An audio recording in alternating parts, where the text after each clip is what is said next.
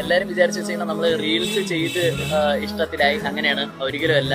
ഞങ്ങൾ തമ്മിൽ സ്കൂളിൽ പഠിച്ചുകൊണ്ടിരുന്ന കാലം തൊട്ട് ഇഷ്ടത്തിലായിരുന്നു. എനിക്ക് തോന്നുന്നത് ഏകദേശം 2015 ഞങ്ങൾ ഇഷ്ടത്തിലാവണം. ഇപ്പം അടുത്ത വർഷം ആകുമ്പോൾ 10 കൊല്ലം ആവും.